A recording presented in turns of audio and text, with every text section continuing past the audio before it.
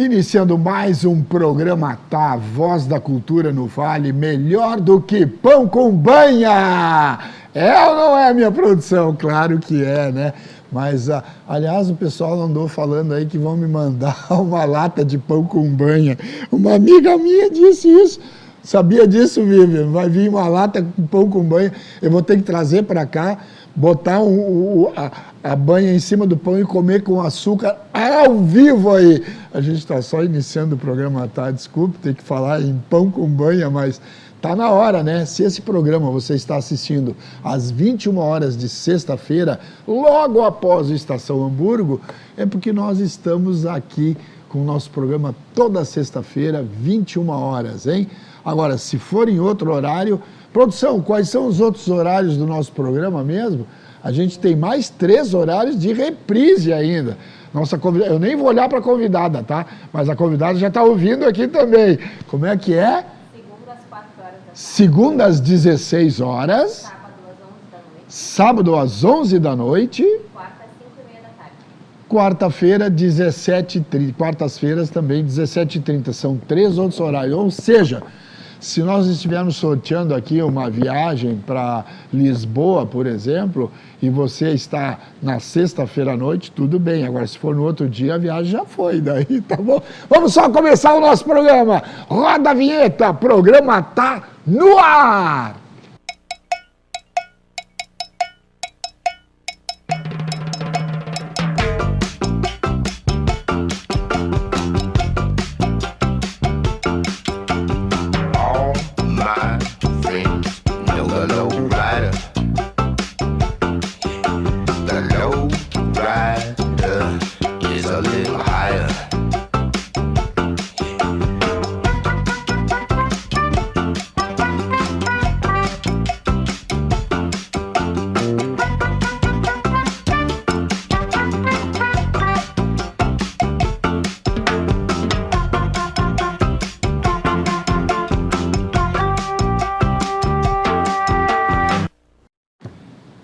Vamos que vamos, então! A Voz da Cultura no Vale começando a partir de agora. E eu vou apresentar para vocês, então, a nossa convidada de hoje.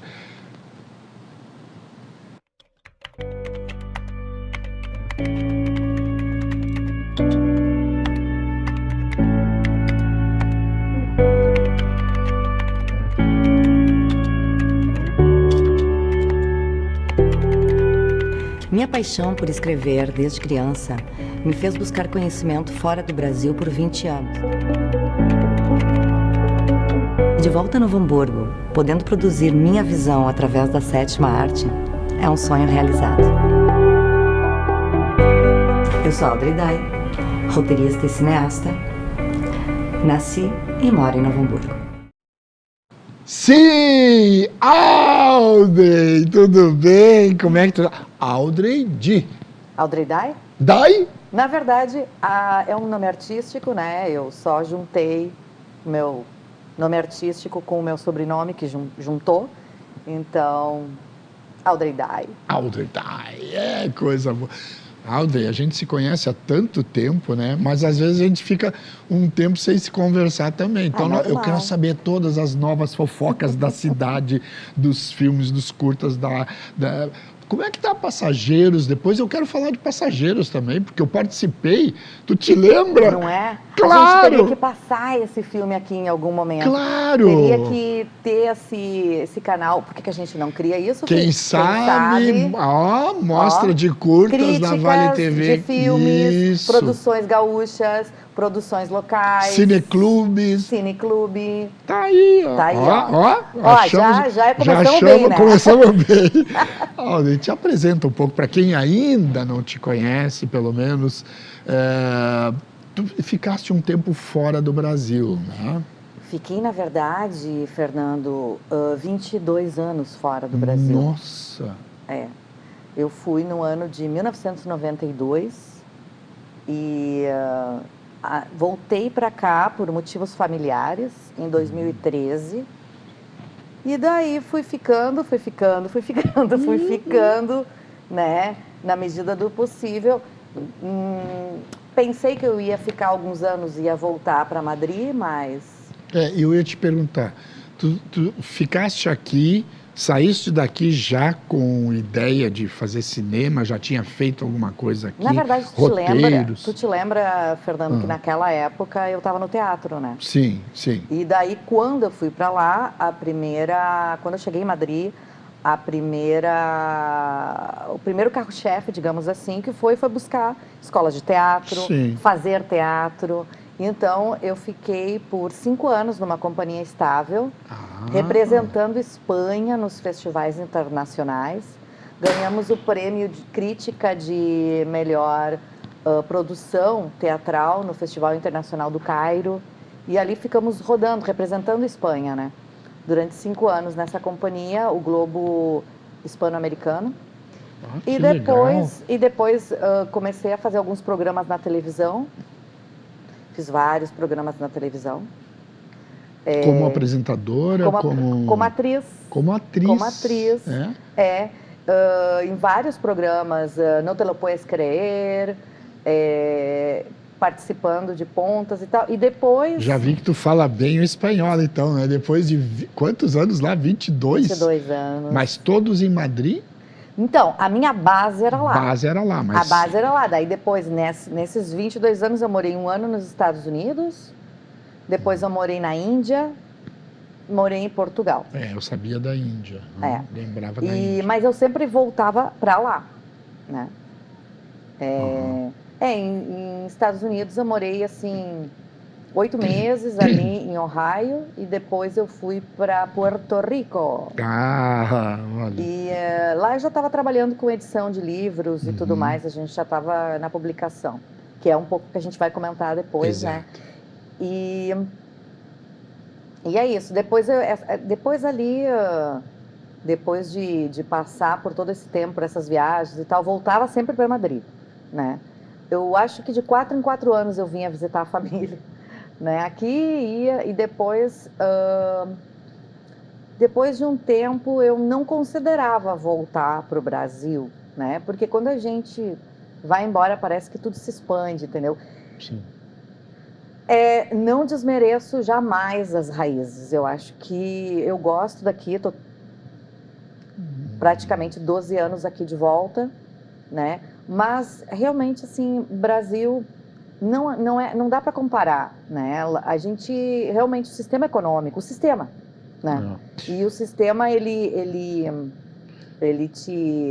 te leva a tu considerar, às vezes, ir embora. Sabe, não é o sistema que faz pra gente ficar, eu tive a oportunidade de, em setembro do ano passado, ir pela primeira vez a Portugal e Itália. Fiquei 17 dias, mas são 17 dias, assim, de autoconhecimento, de outro mundo, são outros países, a ideia é outra, é fabuloso. Eu acho assim, não que seja tudo maravilhoso, não é isso. É isso que eu sempre digo, né? Todos os países, e eu viajei 27 países. Pois então. E todos eles têm os pontos positivos e os pontos negativos. Realmente, infelizmente, o ponto negativo daqui é o econômico. A gente ganha para sobreviver e não para viver. Em outros países estão melhores esse sistema. Em compensação, a bagagem que tu traz de outros países, ela pode ser utilizada muito bem aqui dentro e nos ajuda a sobreviver também, né? Sim, porque digamos que tu entra numa engrenagem diferente lá fora. E aí quando tu chega aqui, tu vê o que se pode fazer para não ficar nessa engrenagem preso a um sistema ali que talvez demore muito mais.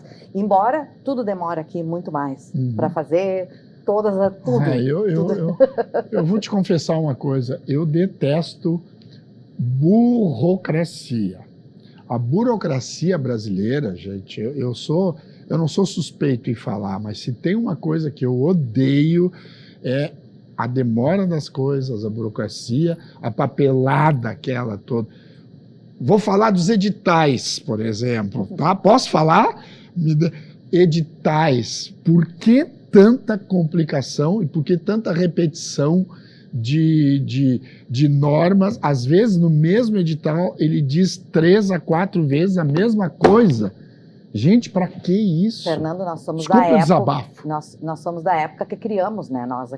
Nós podemos dizer que nós entramos ali para criar essas políticas públicas que nem existiam aqui, que né? Nem E tinham. Fernando, você também é um dos pioneiros disso, é. né? E na verdade, esse terrível, eu não acho legal, esse terrível jeitinho brasileiro que nós temos é o que faz com que os editais sejam tão condensados, porque as pessoas estão, acho que tem uma certa educação de burlar as regras, né? Então, assim, por que ele é tão engessado, ou por que ele é tão burocrático? Porque quanto mais burocracia se coloca nisso, menos pessoas podem fazer esse jeitinho brasileiro ou burlar as regras.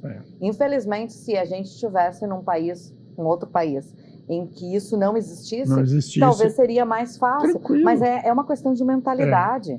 Não é uma questão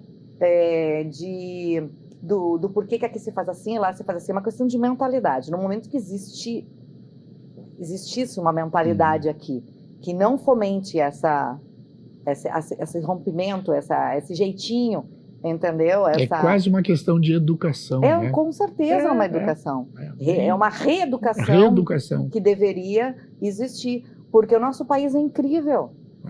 O problema é a mentalidade que existe nele.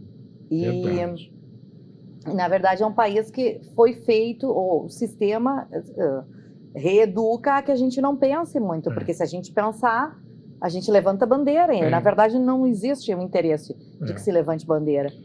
Mas tu falaste em reeducação. Essa palavra, ela não foi a palavra que nós procuramos, mas antes de conversar sobre a pandemia. Quando veio a pandemia, tu já estavas de volta. E como é que foi para ti adaptar? Tu sofreu muito na pandemia também? Eu acho que ali foi um grande salto, um antes e um depois, um grande ponto de virada na minha trajetória, mas não a trajetória que independe se eu estivesse aqui ou se eu estivesse em qualquer lugar do mundo, porque todo lugar do mundo foi afetado. E ali eu repensei. E eu acho que é muito importante, às vezes, a gente se voltar para dentro, porque o mundo parou, né? E para uma pessoa que tem uma certa inteligência, nesse momento ela não para junto com o mundo. A gente precisou ficar no isolamento. E esse isolamento, o que serve? 2 coisas. Ou você fica louco, ou você engrena, entende? Em uma atividade... Fica louco ou engrena. Ou engrena, ou vai embora e se reinventa. Né? E no meu caso, né, todos os artistas somos um pouco loucos, então a gente já é meio... Né? Eu me reinventei. Eu me reinventei. Então, é isso. Eu acho que quando ali é muito importante, porque o cinema parou. Hoje a gente tem o streaming, hoje, claro, né, as coisas foram encaminhadas. Evoluindo, né? Exatamente, teve sua própria evolução. Porém, naquele momento, o nosso setor parou. E aí, o que tu faz? Né? Bom, eu sou escritora, eu sou roteirista. Né? Eu acho que eu nunca escrevi tanto na minha vida como naquele... Por que isso? Eu não tinha a pressão de fora. Eu não tinha a pressão de... E foi muito interessante ver isso, né? O ponto ruim da pandemia, para mim, foi que as pessoas morreram. Só isso. Só não, pelo amor de Deus. Entende? Só, não é nada só, né? Entende? Empresas quebraram, pessoas morreram, mas para mim esse foi o ponto negativo, porque o ponto positivo foi que, nossa, eu entrei numa jornada criativa incrível. Por quê? Porque eu não tinha a pressão do externo, né? Então eu me voltei mais para dentro disso e falei, como é que eu posso nunca mais depender disso? Porque o setor parou. Entende? Quando o setor para, o que você faz? Você se reinventa, você não pode... Eu ganhei dinheiro na pandemia, mas eu peguei e abri uma certa lacuna, eu deixei de focar só na produção audiovisual para focar também em uma edição literária. Eu transformei muitos roteiros de filmes meus em livros que agora vão ser publicados. Né? E aonde, né, eu fiquei pensando num arco de futuro e pensando, bom, e se isso volta a se repetir no futuro? E se? Isso. Né? Porque ninguém esperava aquela pandemia. E se acontecer isso de novo? Aonde eu vou estar? Né? E eu acho que pensando nisso, muita gente foi para o digital. Né? Hoje o digital é uma parte integrante da nossa vida. E a gente pensa assim, ok, quanto tempo é uma média de fazer filmes aqui? Uns 4, 5 anos para você fazer um filme, né? Mínimo. Para você fazer um filme, o filme sair, né? Porque tem as leis, tem busca de investidores, né? E aí os 4, 5 anos você fica nessa. Ok, e se em 4, 5 anos acontecer uma pandemia, então o filme não sai, né? Então eu lanço o meu livro e aí recolho os direitos do meu livro. Então se eu vender depois o meu livro, ou se eu morrer mesmo, pelo menos os livros estão aí, né? E eu acho que é isso. Muita gente diz, pô, livro, né? Quem é que está lendo livro? Essa é outra. Quem lê livros hoje, né? Ah, é livro digital? Não, eu adoro sentir o cheiro da folha impressa, né? E eu acredito ainda na literatura, eu acredito que as pessoas têm que ler mais, eu acredito que o povo se culturaliza lendo mais, e eu acredito que você se torna mais inteligente, seu português se torna mais inteligente também quando você lê. Você sabe amplia. que um depoimento assim, às vezes, que eu sempre fiz muita leitura. Ultimamente até eu já não tenho feito tanto, porque a vida está muito corrida nesse sentido também. Mas eu li muito desde adolescente, criança, adolescente, enfim. O que acontece? Eu hoje passo numa rua e vejo uma placa, está sem acento. Aquela palavra está sem acento. É coisa impressionante, porque tu passa assim, então uma palavra sem acento. Ali é 2 S's e não é C cedilha. Cara, tem umas coisas assim. E essa gurizada nova, eu tenho assim uma coisa, às vezes, até dentro da minha própria empresa, às vezes, o pessoal escreve alguma coisa, né, e tal, e, não, mas para isso aqui é com 2 S. Não, isso aqui é com não sei. Aí vão ver lá, era com 2 S, entende? Por quê? Por causa da leitura. A leitura é fundamental. Eu acho uma das coisas, para fazer teatro, principalmente, né, eu peguei um texto, estou dirigindo um texto agora. O que acontece? O pessoal, no texto, uma vírgula. Para aí, respira, cara. Faz a vírgula, faz o ponto de interrogação, faz a exclamação. E amplia também o vocabulário, né? O vocabulário, né? Você amplia esse... Então, desde ali, eu abri a Holocoach, né? A Holocoach é uma rama da GDA Filmes, né? Aonde eu tô... GDA Filmes é a tua empresa. A produtora. A Globo Darshan Arts Filmes, tá. que né, desde que eu cheguei aqui eu abri, e aí eu abri a Holocoach, né? Por quê esse nome? Na verdade, antes de eu sempre fui escritora. Sempre escrevi desde que eu era pequena, desde que eu me conheço, né? Tive sempre incentivo da família, por leitura, por escrita, né? E eu sempre amei isso. Então, assim, a pandemia, como você mencionou, me trouxe esse reconhecimento, né? O que eu realmente sou, o que eu amo e qual é o legado que eu quero deixar para o mundo. O que eu estou fazendo aqui, né? Sim, fazer filmes, contar histórias através da 7ª Arte, do cinema, ótimo, né? Mas o que me faz levantar todos os dias da manhã? Qual é o meu propósito? E eu acho que se cada ser humano olhar para si e ver qual é o meu propósito de vida, o que eu realmente tenho vontade de levantar. E quando eu parei para pensar naquele momento de inclusão, eu falei, o que me faz levantar é escrever histórias, né? Eu amo escrever histórias. Então, ok, entende? Então, o cinema é secundário, ele é uma consequência, né? O primeiro é escrever histórias. Então, foi ali que eu criei a Holocoach, e não só isso, Fernando. Hoje, né, eu estou dando mentorias, palestras em empresas, contando um pouco da minha história e fazendo com que as pessoas escrevam seus legados. Então, não importa a profissão que tenha, não importa se você é sapateiro, não importa se você é costureiro, não importa se você faz brigadeiro. Agora fiz poeminha. Boa, boa. Não importa, entende? Cada pessoa, ela tem um legado único de vida, né? Ela tem uma história única, ela tem um conhecimento único. E como esse conhecimento pode ser transformado num legado de vida que inspire outras pessoas, né? Então, tudo isso foi uma crescente desde a pandemia, aonde hoje eu me dedico a isso, entende? A inspirar outras pessoas a escreverem suas histórias, né? Então, está servindo de inspiração para mim, porque várias pessoas já pediram para mim escrever as minhas histórias, os livros. Imagina quanta história tem a Turma do Pirulito, nossa, a Paranoia, o Dançando, o Festival de Esquetes, a Pororoca Cultural, a não sei o quê, né? Tudo que a gente já passou, né? Tudo que eu já passei.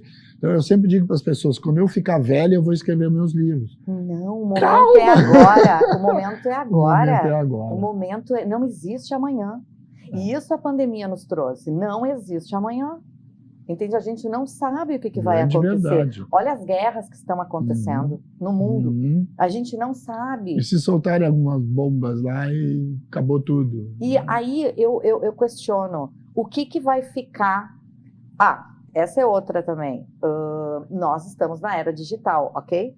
Mas a era digital é o quê? Precisa de luz, né? Se não ter luz, como é que a gente vai para o digital? Porque a gente tem o telefone, não precisa de luz, mas tem que carregar. E se acabar a luz? E onde é que qual o posicionamento? Aí, porque hoje, muitas pessoas são alguém pelo número de seguidores que tem, né? E você mede isso, e isso está crescendo, isso está tomando uma performance muito interessante, entendeu? Quanto mais seguidores você tem, mais você é notado, mais você tem autoridade, correto? Ok, então você não é ninguém se você sai das mídias sociais? Se faltar luz, e se acabar tudo isso? Alguém já parou para pensar nisso? Não é só ter uma guerra viral, e se... Né? O que vai acontecer com nós da televisão, com nós que somos artistas? O que vai acontecer com isso? O que nós vamos fazer? Não tem vai voltar para o livro. Quem é Fernando daí? O que era o programa? O programa existiu. Mas aí, no dia, lá na frente, alguém pode ver teu livro e dizer, uau, esse cara existiu. E esse cara fez tudo isso. Entendeu? E inspirar outras pessoas. Eu acho que muito do que nós fazemos hoje, da nossa trajetória, ela deve ficar aí. E por isso que eu digo, não é a todas as pessoas. Elas precisam deixar um legado, porque a gente não sabe o dia de amanhã. Nós somos inspiração, né? E todas às vezes... as pessoas são inspiração. Até a tia que faz o brigadeiro. Ela é única, tá? E eu conheço uma costureira que ela não era, muito humilde, não tinha nenhum seguidor, na verdade, e ela começou a ensinar a fazer reforma de roupa, né? Porque você sabe que reforma de roupa não dá dinheiro. Só que ela começou a divulgar isso na internet, e hoje ela está ganhando 45 mil reais ao mês. Que loucura! Escrevendo livro. Tem e-books dela e tem tudo. Né? E através do livro foi que ela conseguiu, entendeu, entrar então numa rede e dar todo um esquema. Mas, gente, a internet ela tá aí para facilitar, as mídias estão aí para facilitar, né? Vender na internet é muito bom, mas a gente tem que pensar o que vai ficar quando tudo isso não existir. Né? O que nós podemos fazer para transformar o mundo? O que nós podemos fazer para a cultura melhorar? Como que a gente pode melhorar a mentalidade das pessoas do amanhã? Lá, quando a gente já não estiver aqui, a gente não vai estar, né? Criando talentos. Eu continuo criando talentos a vida toda. E um dos talentos é tu que está aqui hoje junto com a É gente. verdade, porque eu era do Pintando Sete, lá, né, te Lá lembra? do Grêmio Atiradores. No Grêmio Nossa Atiradores, Senhora. na sede sede social. Na sede social do Atiradores. na sede social. Nossa, que época Que aquela, época né? boa, né? Aldo, preciso fazer um pequeno intervalo, rapidinho, mas a gente já volta em seguidinha, porque tem mais Audrey Day. Dai. Isso.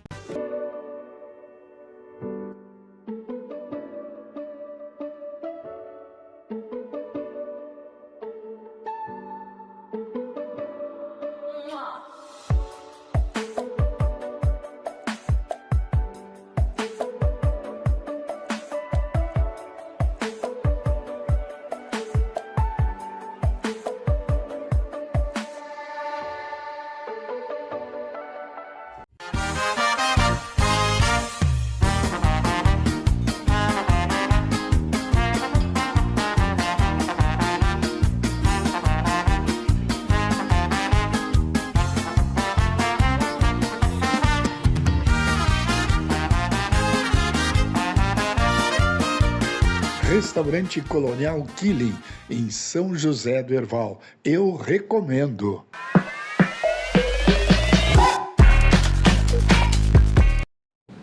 Quatro, cinco, três, dois, 24. Não, é 5, 4, 3, 2, 1. Voltamos.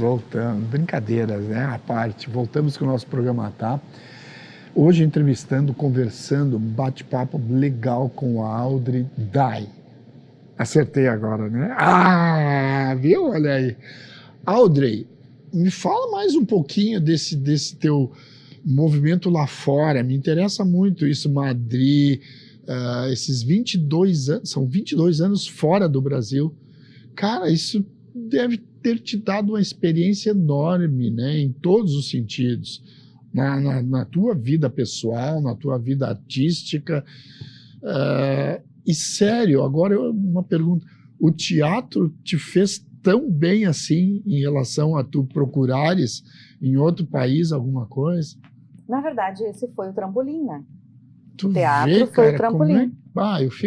eu me arrepio quando tu fala isso. Eu cheguei lá e aí eu comecei numa escola, né? Eu participei da RESAD para quem já era ator, né? Então era dirigido pelos diretores da RESAD, que é a Real Escola de Arte Dramático, de Madrid.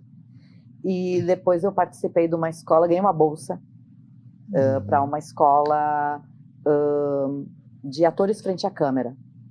E ali foi que me deu base, né, para depois fazer programas de televisão. Foi uma jornada bem interessante. Depois eu comecei a trabalhar com eventos. E hoje, teatro, televisão ou cinema? Eu acho que eu já não tenho vontade, Fernando, de estar na frente das câmeras. A não ser que seja para apresentar aí que eu queria e chegar. para palestrar. Tá? Porque, embora muito poucas pessoas que me conhecem hoje sabem que eu atuei, na verdade, porque eu não me vendo. Eu acho que tudo é como você se vende, né? E sim, não há nenhum problema, nenhum não na frente de eu atuar. Mas já não é como que dizer, eu acho que a própria evolução, a própria trajetória vai te levando a saber o que você, já não faz mais sentido naquele momento. Hoje, atuar já não faz mais sentido, mas atuar é uma bagagem que me serve para me dirigir os atores, com certeza, né? E eu atuo quando eu subo no palco palestrar. Sim. Isso é uma atuação. É uma atuação. Isso é um show, aquilo ali. Então, sem a bagagem do teatro, talvez, e eu que era quem diria, né? Eu era uma pessoa tímida quando eu era pequena. Mas eu também.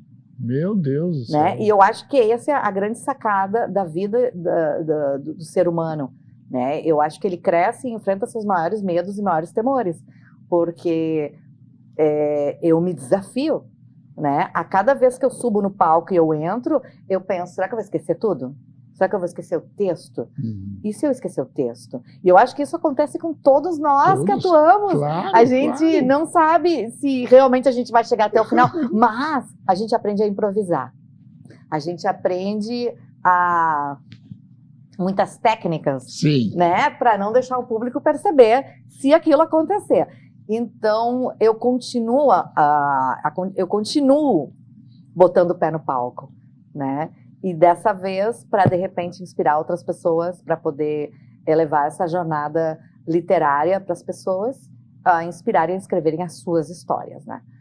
Então, esse é o que me motiva hoje.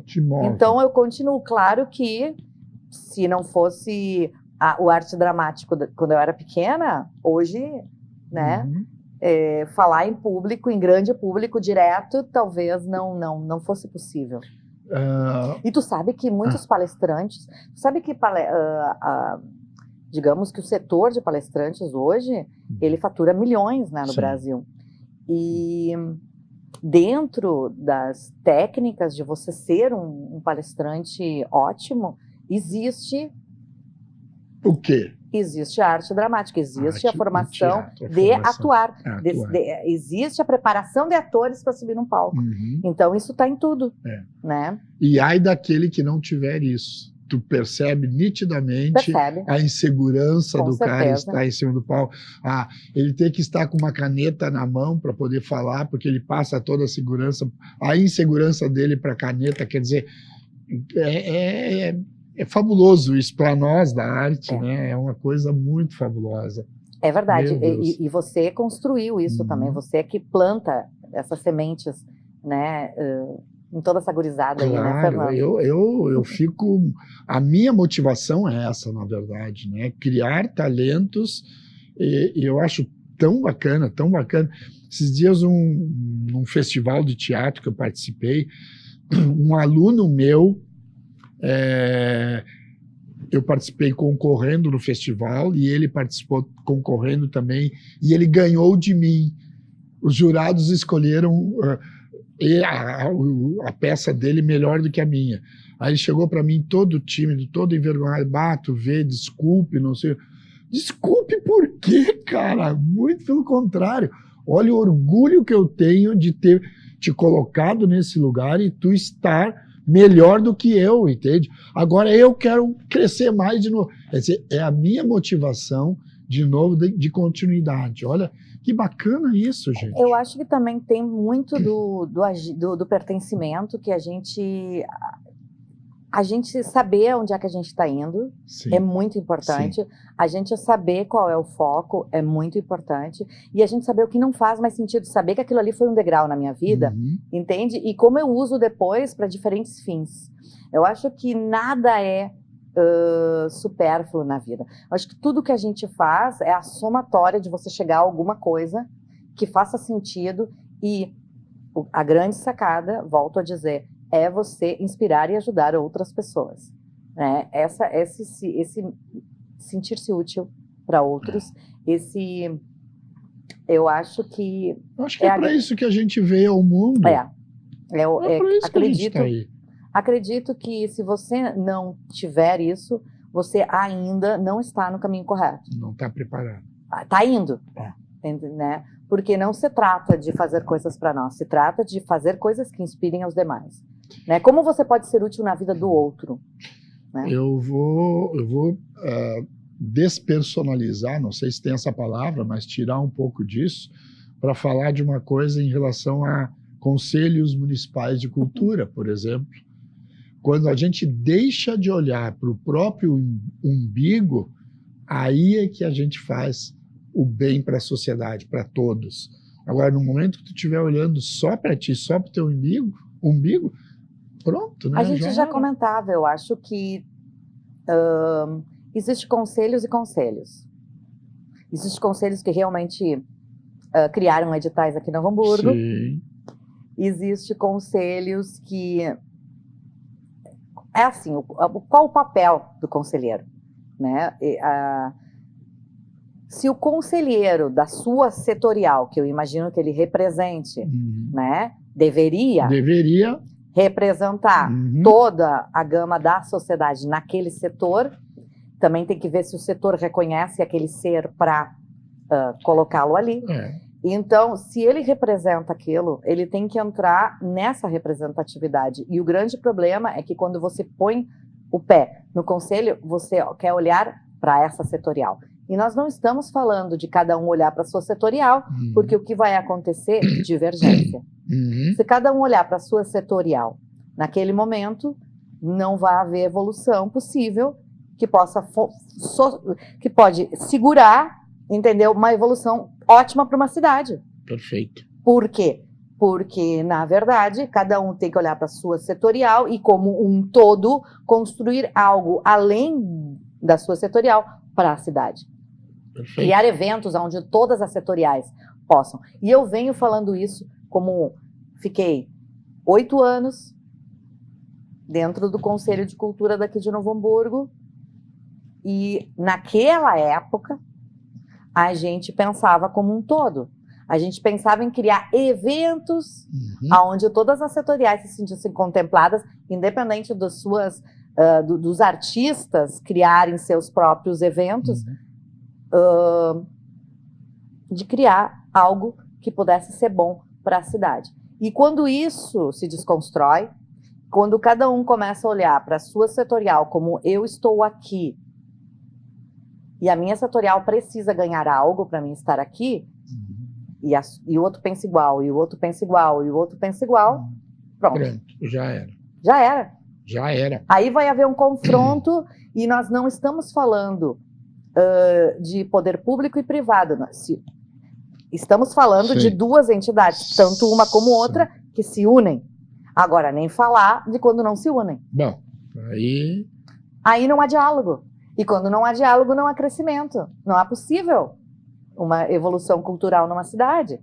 Então, nós estamos falando de que alguns conselhos podem dar passos gigantescos para frente, enquanto que outros podem ser... passos gigantescos para trás. Como um abismo enorme. Né? É abismo mesmo. E tudo bem, né? E a gente reconhece. Na verdade, hoje por hoje, eu me afastei um pouco, né, de estar tão presente ali na política pública, porque eu entendo que tudo é uma questão energética. a E ambiência. são momentos também, né? São momentos. A gente, Eu acho que eu nunca deixei de lutar, Uhum. mas essa luta, ela pode ser ou atrás, de uma forma mais paralela, ou ela pode ser direta, né? E Tu sabe que essa questão de liderança, eu falo muito, porque eu trabalho muito essa questão de liderança. Desde o tempo lá do grupo da Juventude Evangélica, grupo da Juventude Católica, que eu participei e tal. Então, eu tinha um rapaz que eu me tornei presidente do grupo. O presidente do grupo, papapá, aquela coisa toda. Aí aquela coisa de comandar, né? E tal, e jovem ainda, né? Daqui a pouco chegou um dia, um rapaz que tocava violão. E ele tocou violão no grupo. Naquele momento, eu queria pedir alguma coisa para o meu grupo fazer, de 40 pessoas. Não, aquele cara que tocava o violão era quem comandava o grupo. Daqui a pouco o outro jogava um futebol danado, que era não sei o quê. Ele comandava o grupo de uma certa forma, mesmo nos setores diferenciados, mas a liderança boa é aquela que democraticamente vai passando, às vezes sem tu perceber, de pessoa para pessoa, né, dentro de grupo.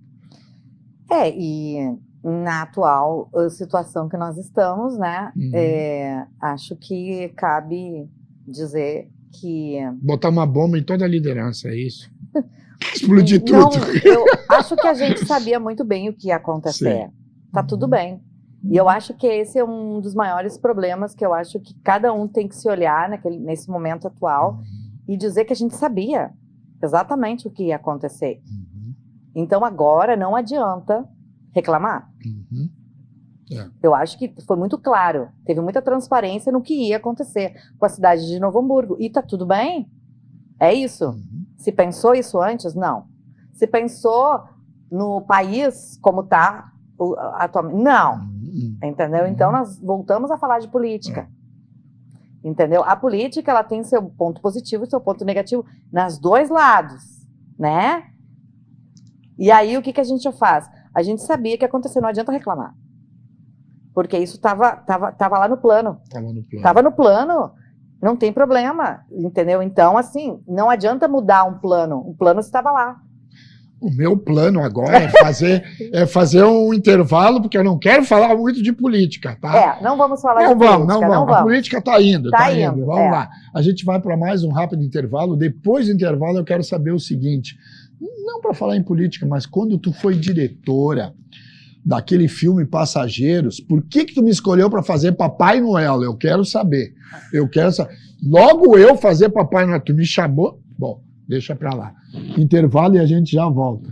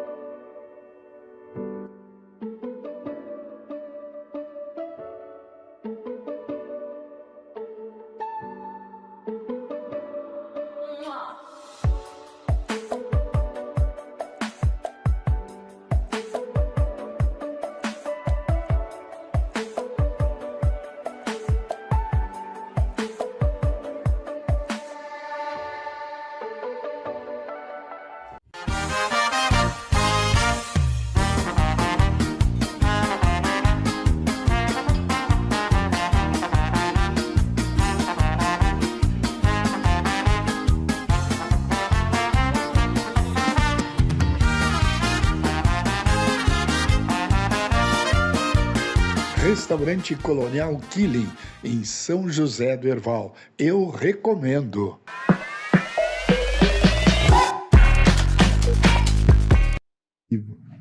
Voltamos com o nosso programa que está agressivo hoje. Não, brincadeira, não estamos nada. A gente está conversando aqui sobre cultura da cidade de Novo Hamburgo. Hoje um bate-papo daqueles assim com a Audrey Dai. Audrey, Passageiros foi um dos primeiros curtas, não? Daqui, quando tu voltou. Quando eu voltei foi. Quando foi voltou... porque a gente começou com aqueles eventos, né? Na verdade, não estava respirando muita cinema naquela época. Sim. E aí eu fiz a primeira edição audiovisual, Isso. que teve concurso de roteiros. Nós fizemos na Paranoia, isso mesmo. E depois teve a segunda edição audiovisual Isso. e teve a terceira edição audiovisual. Aí Casa das Artes já tinha inaugurado, já abriu, daí já Foi para mais. exatamente. Né? E essas edições audiovisuais, de tempos em tempos, elas sim são financiadas pelos editais. Ajudaram bastante. Ajudaram né? bastante e fomentaram muito o cinema aqui. E nós queremos trazer uma quarta edição agora, mas, né, vamos ver como. Não, mas eu acho que é super interessante, super vai, tem que batalhar por isso. E naquela tivemos várias cidades, teve gente até de Gramado que desceu. Tivemos 70 alunos, né? Bah, E daí, Passageiros foi um produto ganhador do concurso de roteiros, e aí nós decidimos filmar. Ele também está no library do Festival Internacional de Guadalajara, que pegou o filme. Olha aí. Quer dizer que lá em Guadalajara eles estão vendo... Na livraria de filmes deles está o Passageiros. Estão vendo um Papai Noel lá. O Papai Noel era fantástico, não é? Entende? Eu acho assim, foi perfeito, porque... Meu, essa louca, Vivian, produtora, essa louca, ela me aluga um ônibus, eu não sei se era alugado o ônibus, o que nós era. Fizemos uma parceria fantástica. Uma parceria com o ônibus. Com a hamburguesa? Fecharam ali em frente à Câmara Municipal de Novo Foi na Hamburgo, frente da polícia, justamente, que se nos polícia. assaltassem, pelo menos a gente estava na frente da polícia. Pelo menos nós estávamos na frente da polícia. Tivemos apoio também da guarda, da polícia. Guarda. Tivemos as roupas deles, né? Muito interessante. Aliás, isso é uma coisa de produção, né? Como é importante isso. Estávamos falando outro dia sobre várias pessoas que não são do meio audiovisual, que queriam ver mais produções locais, e na verdade é uma coisa que realmente nos damos conta de que nós não temos um acervo dessas produções locais aqui em Novo Hamburgo. Deveríamos ter. Igual temos a Biblioteca Machado de Assis. Então, deixa eu te dizer, acervo local das produções locais, não. Temos através da mostra de curtas. Da mostra de curtas. Eu devo ter mais ou menos 90 a 100 curtas-metragens. Certo, mas isso tinha que, de alguma forma, ser acessível. E eu acho que, assim Fernando, como os textos, o banco de textos teatrais da Paranoia, que tem 200 e lá vai picos de texto. Pensar em ter uma página, um acesso na internet digital, onde nós pudéssemos linkar e ver estes filmes. Vamos conversar sobre isso.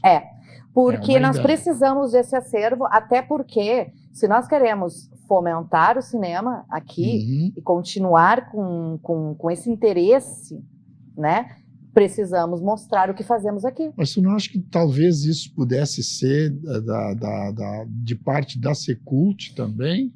É isso, entende? Nós estamos falando de política, daí. Tá? A cada governo que entra, ele vai ter mais ou menos interesse pela cultura. E tá tudo bem, são suas ideologias, tá? O governo tem ali seu plano e ele não quer a cultura, ele quer a cultura numa pasta do turismo. Tá tudo bem? Ele ganhou? É isso que vai ser. Nós temos aqui um partido totalmente voltado para a cultura, totalmente voltado para... Vai trabalhar mais em prol disso. Mas o que acontece? um sempre destrói o outro, né? Então, Quando a entra. setorial, tu está colocando que a setorial de audiovisual deveria talvez ser a responsável por isso? Eu acho que não necessariamente tem que ser o audiovisual, tem que ser alguém que queira criar isso para a comunidade. Para a comunidade, perfeito. Tá? E daí, perfeito. assim, pode ser gratuito ou não. Entendeu? Não. Daí de quem cria, né? É, Mas eu acho que, porque de repente pode ter um aporte, pode ter um aporte, mas o interessante é que nós... pode ser um edital, inclusive. Pode ser um edital, que isso entre dentro. Não, até agora a gente não teve isso, não teve ideias para isso. Sim. Mas o fato é que precisamos de um acervo audiovisual e, inclusive, desde a pandemia, e eu também trabalhei para várias empresas filmando teatro, né? E eu acho que também tem teatros digitais hoje que precisam de uma visibilidade. Nós poderíamos até, por que não, ter um programa de televisão onde esses curtas, esses teatros digitais sejam apresentados num canal. Então, eu quero te dizer o seguinte, tá? Tudo que nós estamos vendo aqui não existe. Eu não estou aqui, eu estou no Festival de Teatro de Curitiba, o maior festival de teatro do país. Eu estou lá, exatamente isso. E quando tu falaste agora, eu lembrei. Eu trouxe de lá... eu já fui vários anos para o festival, busca lá para mim a minha faculdade, digamos assim, onde eu capto coisas, ideias novas e tal também, porque lá está sendo o coração do teatro brasileiro, até hoje, né? Então, eu trouxe de lá vídeos de peças, aquilo que tu está falando. Eu tenho em casa, 4, 5, 6, não tenho muito, mas de peças de teatro, onde o grupo de teatro que apresentou, ele vende o seu espetáculo no final, vende a sua entretextos, né? De repente. Por quê? Eu já Porque filmei todo o país. Vocês têm uma produção já da ilha, que nós filmamos. Tu vê, gente, é uma das coisas boas. Olha, é uma ideia maravilhosa, hein? Então, a gente precisa deste acervo, porque a gente não pode só contar com o poder público. Quando eu digo isso, não é que não há interesse do poder público. Não, mas tenho certeza que há um interesse de que acervos culturais pelo poder público, fantástico. Só que nós precisamos disso, que não se dependa de estar numa secult, digamos assim, né? Poderia estar num canal de streaming, entendeu? Aonde a gente pode... fulana que ela é arquiteta. Poxa, ela gostaria de ver um longa que foi feito aqui. Tive uma ideia, já sei até o nome. Já tem Globoplay. Por que nós não podemos ter Noia Play? Pois é. Olha exatamente. Só, tá aí. Fechou. Então, Noia isso, Play. Exatamente. Aonde se possa ter ali estreias de peças futuras, entendeu? Inclusive, venda, né? A pessoa, de repente, lá de Curitiba, entendeu? Quer ver uma peça que vai ser estreada aqui em Novo Hamburgo. Ela pode ver. Porque ela vai estar gravada, ela se grava previamente, né? Com várias câmeras. E aí, você tem essa montagem, ela tem um lançamento naquele dia, daquela peça. E um acervo de todos os filmes longas, curtas. E olha só, eu falo também como cineasta, a mim me interessa, né? Interessa ter meus filmes ali, mas outros cineastas daqui em Novo Hamburgo se interessam também que seus filmes estejam ali. E que tenha este acervo, né? Porque foi um dos questionamentos que nós eu estava numa reunião e que a arquiteta, né, perguntou aonde que eu posso ver mais filmes de vocês? E a gente se olhou, porque não tinha onde olhar, né? E aí um dos cineastas disse, bom, eu posso te dar a página web da minha produtora, porque claro, a sua produtora tem o seu acervo, mas tu imagina se nós tivéssemos isso tudo num lugar só. Depois de Passageiros, teve mais? Eu fiz vários curtas mais, e eu participei do Life in a Day, que é A Vida em um Dia, na pandemia, com produção do Ridley Scott. e do Que nojo. Kevin MacDonald, Que nojo. né, que tá no YouTube para quem quiser olhar. Agora até virei as costas para ti. E viu? na Depois pandemia a gente participou do festival, né, que acontece do Robert Redford, né, que é o que acontece nos Estados Unidos. A gente fez a premiere lá, mas tudo digital, né? Por isso que eu digo que hoje E em o dia... Festival de Cinema de Gramado, tu nunca enveredaste para aquele lado, para de repente se inscrever? Na verdade, o Festival de Gramado, eu não sei se ainda tá assim, mas ele vai muito da minutagem do teu filme. Entende? Sim, Tipo assim, sim, eles têm verdade. um tempo, Aham. e aí se a minutagem não enquadra, o nosso era 9 minutos e 18. Não sei se esses 18 atrapalharam, mas foi o que, né, é de se considerar. Foi enviado para lá, mas não pegaram. Não sei se naquele momento também teve muito da temática daquele ano, que não tinha nada de violência, né? E assim, a violência que acontece no Passageiros, ela é muito real. Ela é um assalto dentro de um ônibus. Sim. E talvez aquele ano não era Não o era foco. o foco. Não era o foco. E tá tudo bem, Certo. né? E depois tivemos nas outras edições também o 24 horas, filmar em 24 horas, que nós queremos trazer de novo, que é preparar as pessoas, né, para esse fim, para que elas filmem em 24 horas, que isso acontece, é um modelo que acontece ao redor do mundo. Nós estamos quase no final do nosso programa, temos ainda uns 3, 4 minutinhos, mas eu preciso saber o futuro agora para ti. O que tu está fazendo agora? O que vem aí? Vem aí um vem filme... livres ou filmes, o quê? Vem aí um filme. Opa. Que nós estamos já em pré-produção sobre Pomer. Pomer? Pomer é um nome que eu não sei se tu já... Não... É o pastor É Pomer? o pastor Pomer. A vida dele e de tudo que aconteceu naquela época em Novo Hamburgo. Bah, super interessante, hein? Super interessante a vida dele, está totalmente baseado. Eu escrevi o roteiro, o filme é do Felipe Kannenberg, né? E do Falcão. E a produção é da Kiwi Produções. E nós estamos agora nessa pré-produção para trazer esse filme e filmar o mais rápido possível. Estamos na busca de investidores. E já na captação de recursos, Já na captação então. de recursos pela lei.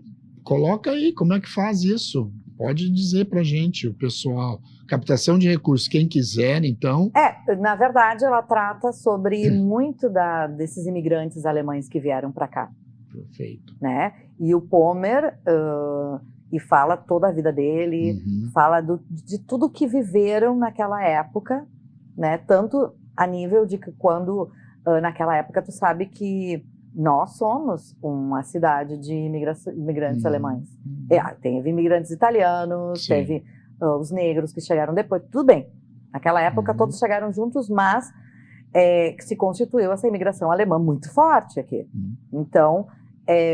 este filme ele retrata muito do que aconteceu naquela época, né, da ditadura, né, da perda da fala alemã, da proibição da fala.